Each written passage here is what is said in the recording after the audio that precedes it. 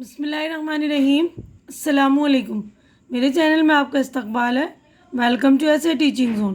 آج کی ہماری یہ ویڈیو چوتھی کلاس کی کتاب ابتدائی اردو کا ہم پڑھیں گے۔ آج سبق نمبر 20 تتلی اور گلاب۔ تو آج اس سبق میں ہم تتلی اور گلاب کے بارے میں پڑھیں گے۔ تو یہ سبق میں پڑھ رہی ہوں، ریڈنگ کر دے رہی ہوں، آپ لوگ اچھی طرح سے سن کر آپ بھی ریڈ کر لیں گے، ٹھیک ہے نا۔ ایک تھی تتلی اور ایک تھا گلاب، گلاب کا پھول، دونوں باغ کے ایک کونے میں الگ تھلگ رہتے تھے۔ تتلی گلاب کے پھول کو اپنا سہانا ناچ دکھاتی اور گلاب اسے دیکھ کر جھومتا اور مارے خوشی کے اپنی ساری پتیاں کھول دیتا کہ تتلی جتنا رس چاہے چوس لے۔ دونوں میں دوستی تھی اور اپنی چند روزہ زندگی خوش گزار رہے تھے۔ باغ کے جس حصے میں یہ دونوں رہتے تھے وہ ایسا بے رونق تھا کہ تتلیاں اور بھورے ادھر کبھی رخ نہ کرتے تھے۔ وہاں گلاب کا صرف ایک ہی پیڑ تھا، اس میں کلیاں تو کئی تھیں مگر پھول یہی ایک کھلا تھا۔ چنانچہ تتلی گلاب کے پھول کو دنیا کا سب سے حسین پھول سمجھتی تھی اور گلاب کا پھول تتلی کو دنیا کا سب سے حسین تتلی۔ دونوں کی زندگی بڑے امن اور چین سے گزرتی تھی۔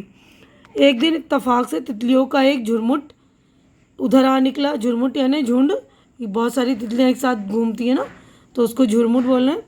وہ سب کی سب حسین تھیں، ان کے پر رنگ برنگے اور نازک تھے اور ان پر نہایت خوشنما چتیاں پڑی ہوئی تھیں۔ چتیاں یعنی دھبے سے پڑے ہوتے ہیں نا، اس کو بول رہے ہیں، مطلب ڈیزائن سی بنی ہوئی تھی۔ یہ تتلی خوبصورتی میں ان کے گرد کو بھی نہیں پہنچتی تھی۔ اس کے پر نازک تو تھے مگر ان کا رنگ نہ سرخ تھا، نہ نیلا اور نہ ارغوانی، وہ سفید تھے اور بس۔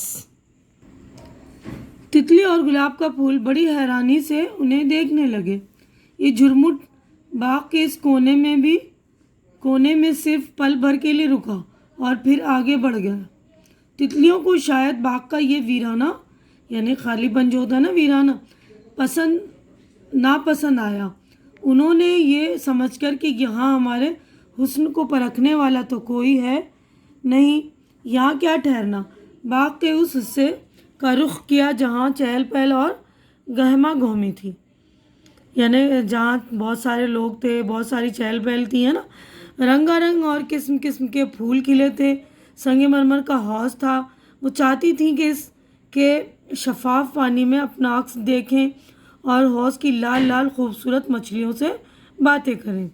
ان تتلیوں کے ادھر آ جانے سے اس تتلی اور گلاب کی زندگی جیسے یک بیک بدل گئی، یعنی ایک دم اچانک ایک ہی جھٹکے میں بدل سی گئی۔ اب وہ پہلے کی طرح خوش نہ رہے۔ تتلی کو آج پہلی مرتبہ معلوم ہوا کہ دنیا میں اس سے کہیں بڑھ کر حسین تتلیاں موجود ہیں۔ اس کا دل ٹوٹ گیا۔ ادھر گلاب کا پھول اپنی دوست کو غمگین دیکھ کر دل ہی دل میں کڑنے لگا۔ آج تتلی نہ پہلے کی طرح گلاب کے ارد گرد ناچی، نہ اس کی پتیوں پر بیٹھ کر رس پیا۔ دن بھر دونوں چپ رہے۔ آخر دن تمام ہوا اور چاروں طرف شام کا اندھیرا پھیلنے لگا۔ تتلی رات کو ہمیشہ گلاب کے پھول کی گود میں سویا کرتی تھی، مگر آج وہ اس کی شاخ کے ان پتیوں میں جن میں کانٹے ہی کانٹے تھے منہ چھپا کر پڑ رہی۔ معلوم ہوتا تھا وہ اپنی بدصورتی کی وجہ سے گلاب کے پھول سے دور رہنا چاہتی ہے۔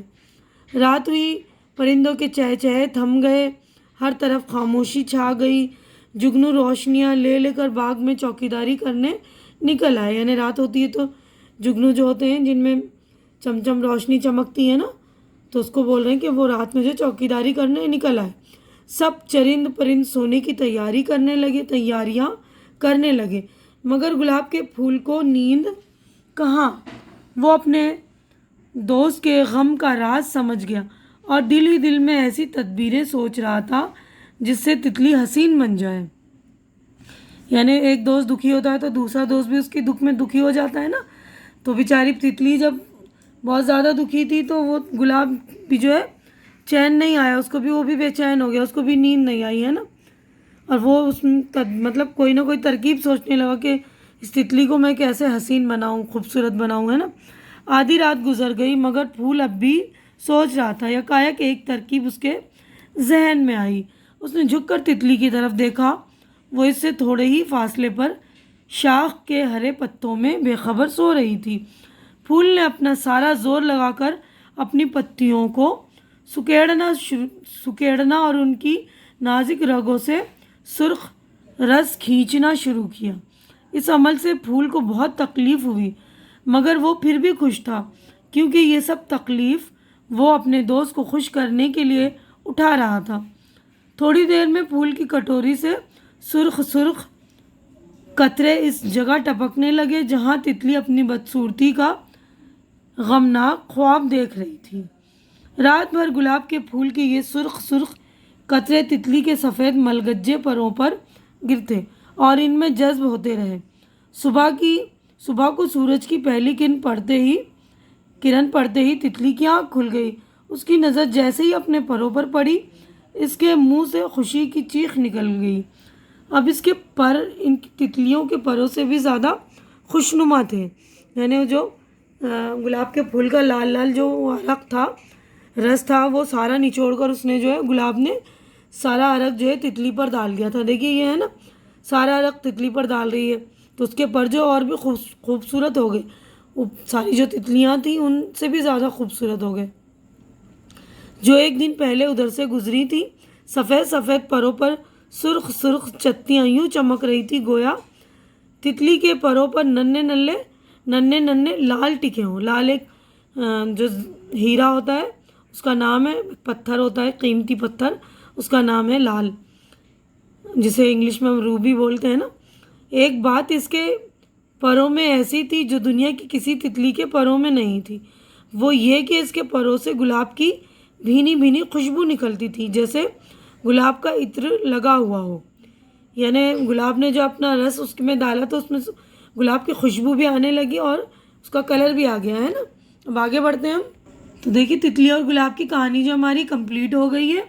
تو اس کہانی سے ہمیں یہ سبق ملتا ہے کہ انسان کی طرح دوسرے جاندار بھی جو ہے دوستی کے لیے مطلب قربانی کا جذبہ رکھتے ہیں، یعنی دوست جو ہوتے ہیں ایک دوسرے کو خوش دیکھنا چاہتے ہیں نا، جو سچے دوست ہوتے ہیں ایک دوسرے کے لیے قربان ہو جاتے ہیں۔ جس طرح پھول جو ہے اپنی تتلی دوست کو غمگین دیکھی تو اس نے اپنا جو ہے سارا رس نچوڑ کر اپنے آپ کو قربان کر دیا نا اس کو خوبصورت بنانے کے لیے۔ تو دیکھیے اب یہاں پر جو ہے مشق ہو گئی اسٹارٹ ہماری۔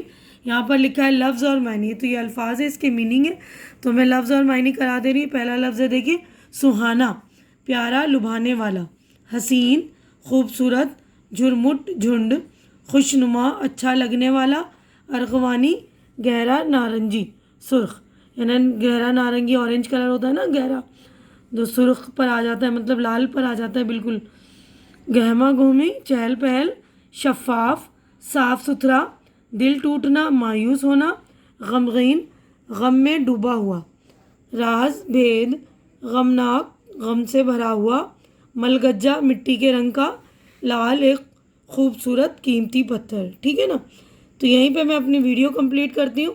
امید کرتی ہوں کہ آپ لوگوں کو میری ویڈیو اچھی لگ رہی ہوگی۔ اگلی ویڈیو میں ہم سوال جواب مشق وغیرہ اور باقی کے جو ہے خالی جگہ وغیرہ کریں گے، تو آپ لوگ میری اگلی ویڈیو بھی دیکھ لیں گے، اور اس ویڈیو کو بھی آپ ان بچوں تک پہنچائیے جن کو ضرورت ہو، جن کی ریڈنگ ویک ہے تو ان تک دیجیے، اور میرے چینل کو سبسکرائب کر کے میری حوصلہ افزائی کیجیے۔ ہماری اگلی ملاقات اگلی ویڈیو میں ہوگی، تب تک کے لیے آپ لوگ اپنا خیال رکھیے، مجھے دعاؤں میں یاد رکھیے۔ اللہ حافظ۔